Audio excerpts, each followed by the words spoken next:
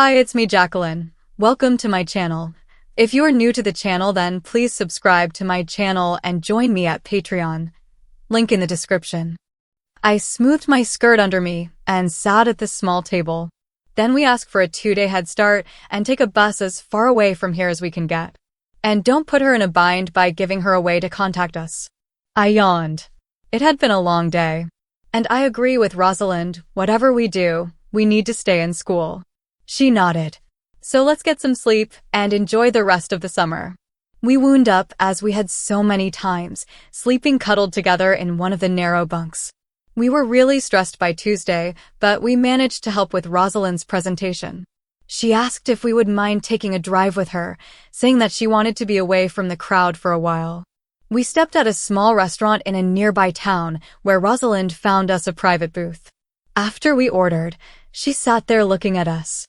I remain absolutely amazed at how well Willow has taken to portraying a girl her age. I blushed. Unless I think about it, there is absolutely nothing that would indicate she was anything but your sister. I keep saying that I'm not trying to do anything different.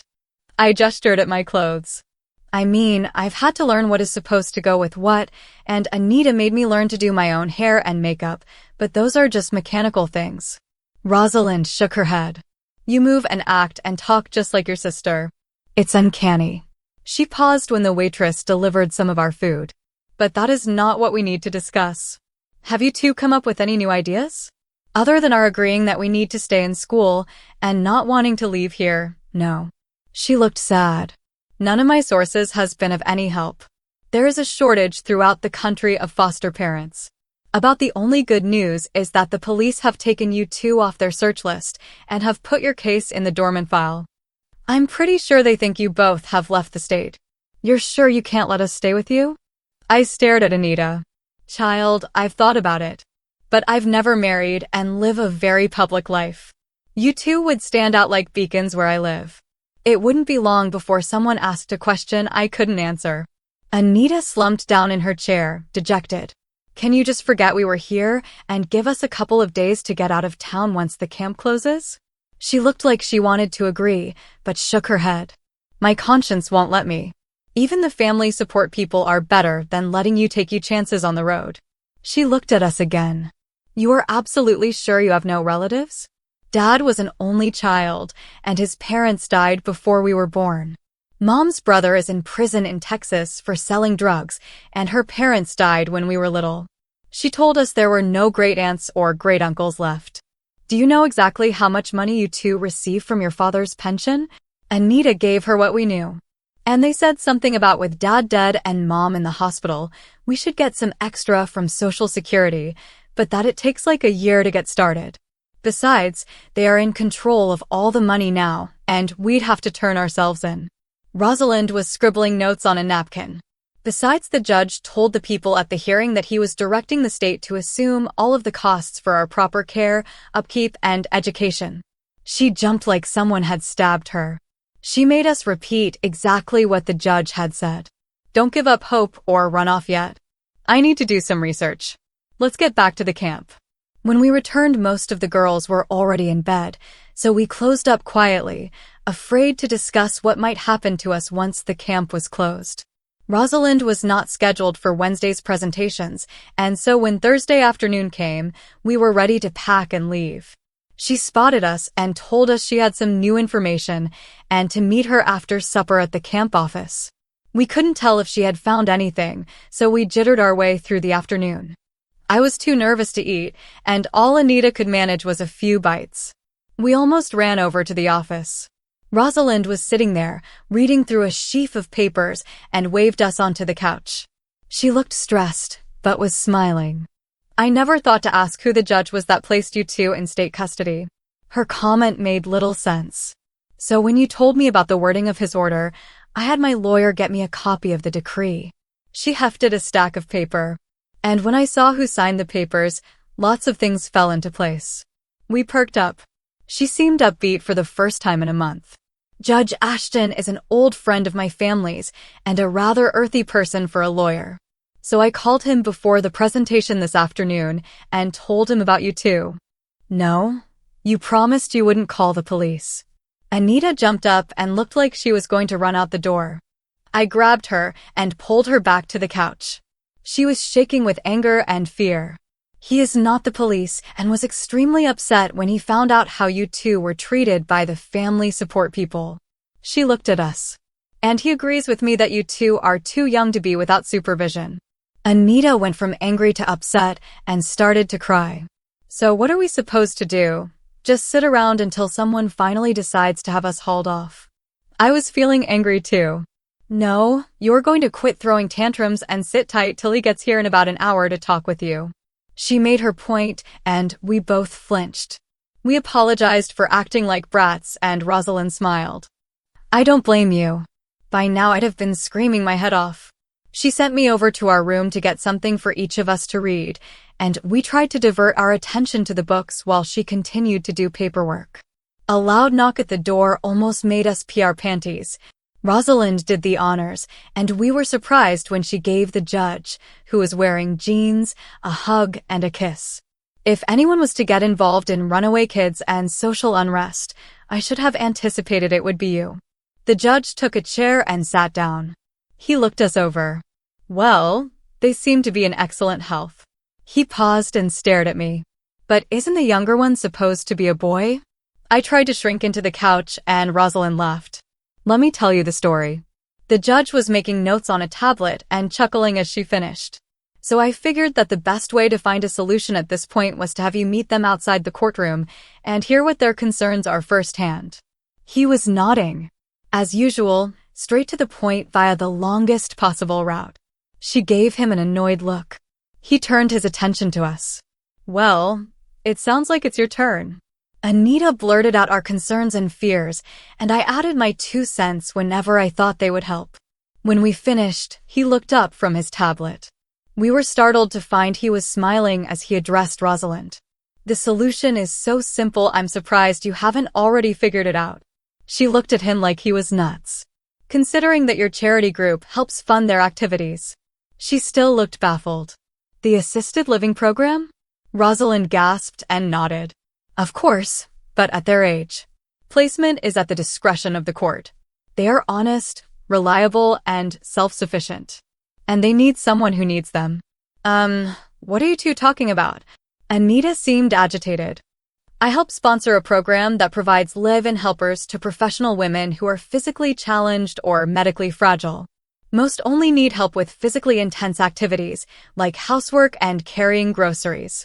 And who needs someone to provide companionship? She looked at us. You are, in many ways, more qualified than many of the people we hire. She looked at the judge. It may take a few weeks, but there's always a long waiting list, and I will leave it up to you to take care of them until you are ready to present a potential guardian to the court. For the interim, I recommend that you bring these two to my court on Wednesday after 2. I will have a hearing arranged with Family Support Services, who will be very glad, I suspect, to go along with almost anything. Or I will hold them in contempt for violating my first order. You are a sufficiently upstanding citizen that having you appointed their guardian won't be a problem. But I'm not married, and Anita and I almost bowled her over with hugs. Please, we like you, and we won't mess up your house, and Rosalind finally managed to get free. My old friend, I will get you for this. But she was smiling and holding on to us. That Wednesday, we were back in court. The same people from Family Support Services looked really startled when I was announced as Willow, and the judge read them a riot act about putting us in a situation where we had to run away for our safety. So they were more than happy to let Rosalind become our guardian. We found out that Mom was probably going to get better, but was being transferred to a long-term care facility. We cried a lot, but Rosalind held us and we finally got ourselves together. The judge, in an official capacity, wished us well. We moved in with Rosalind in the fanciest house we had ever seen. And were very careful not to mess anything up. Rosalind seemed to enjoy playing mommy, and we needed the support. So it was with a lot of trepidation that we greeted the news that she had finally found someone she felt was a good match with us. We shouldn't have worried. The moment we set foot in Rihanna's big old farmhouse, we felt at home. Rihanna was about Mom's age, with a gentle smile and 2 crutches. Rosalind told us she had been badly injured in a car accident a couple of years ago and would soon be forced to leave her farm because she couldn't handle the chores and run her business without help. Our duties would be house cleaning, some gardening and farm chores, and helping her with physical things. We were surprised when we found out she could homeschool us if we wanted. The interview lasted almost 2 hours, and we cried a bit when Rosalind drove off without us. But they were happy tears. Rihanna had her bedroom on the first floor, so we got the run of the upstairs. The place was huge, and she really needed our help, almost as much as we need her hugs. Ree, as we called her, came into the kitchen. "That smells wonderful. Did you get the apples from the trees in the backyard?" I nodded and pointed to a pile of apple chunks. "No pesticides, guaranteed. Those were some happy caterpillars." She chuckled. Anita was busy scrubbing vegetables. "And we've finished our homework, so don't nag us. We even managed all A's on our quizzes at school." Ree slowly lowered herself into a chair. "Have I told you lately how much I love having you two here?" Anita and I wiped our hands and hugged her. "Have we told you how much we love you?" That got a lot of tears from everyone. Ree had petitioned the court for guardianship after we had been there a month, and Judge Ashton granted her petition. That was almost a year ago. She drove us to visit Mom in the hospital last month. It was the first time we had seen Mom since they took her to the hospital. It was hard to face her thin, worn face, but she was smiling and incredibly happy to see us. After we talked with her doctor, he told us she was finally doing better and would probably be ready to leave the hospital in a few months. Anita and I suddenly were scared. We loved Mom, but Ree needed us, and we had truly become her children. So we called Rosalind for ideas. Rosalind made a suggestion to the doctor, and we all wound up talking to Ree. It turned out that when Mom got out of the hospital, she would have to go into some sort of halfway house so she could be monitored and helped until she was ready to be on her own again. So with Ree's approval, we suggested that she move in with us at Ree's place. Mom grew up on a farm, and the doctor said that a peaceful rural setting would be best for her. Ree wanted to meet Mom first, and it turned out they hit it off right away. So we have prepared her a room and are going to the hospital tomorrow with a fresh-baked pie. We are hoping that the doctor gives her the okay to come home before Thanksgiving. It will be interesting to see how she does getting along with 2 daughters. Or should I say 1 daughter and a part-time son. Her doctor has said he will make sure she is ready to handle my situation before she comes home. The school threw a fit when they found out I was really a boy. So to keep them from tossing me out, I went back to being Will for a while. And found it really was no different, except I really like the feel of the girls' stuff better.